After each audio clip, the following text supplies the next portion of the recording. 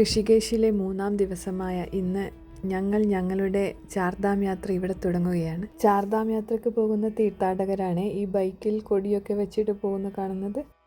ചാർധാം എന്ന് പറയുന്നത് ഹിമാലയ പ്രദേശങ്ങളിലെ പ്രധാനപ്പെട്ട 4 തീർത്ഥാടന ക്ഷേത്രങ്ങളാണ്.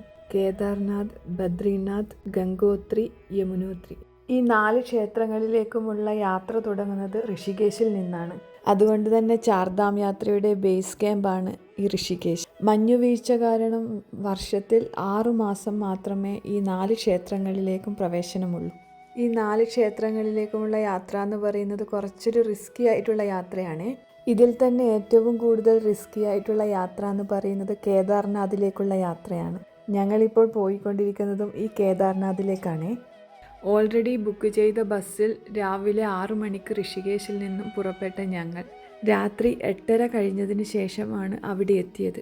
ആക്ച്വലി 8-10 മണിക്കൂർ കൊണ്ട് എത്തേണ്ടതായിരുന്നു. പക്ഷേ ഞങ്ങൾ വരുന്ന വഴിക്ക് ബസ് ബ്രേക്ക് ഡൗൺ ആയി. അവിടുന്ന് പിന്നെ വേറെ ഒരു ബസ് പിടിച്ചു മെയിൻ ടൗണിൽ ഇറങ്ങി അവിടുന്ന് പിന്നെ ഷെയർ ടാക്സി എടുത്തിട്ടാണ് ഞങ്ങൾ പോയത്. അതാണ് അത്രയും ലേറ്റ് ആയത്.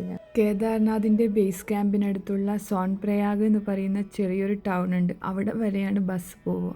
അവിടുന്ന് ഒരു 5 കിലോമീറ്റർ പോയാൽ ഗൗരികുണ്ട് എന്ന് പറയുന്ന കേദാർനാഥിൻ്റെ ബേസ് ക്യാമ്പിലെത്തും. പിന്നെ അവിടുന്നാണ് ട്രക്കിങ്ങോ അല്ലെങ്കിൽ കുതിരസവാരി അതൊക്കെ വെച്ചിട്ട് കേദാർനാഥിലേക്ക് പോവാം. ആ യാത്ര നെക്സ്റ്റ് വീഡിയോയിൽ കാണാം.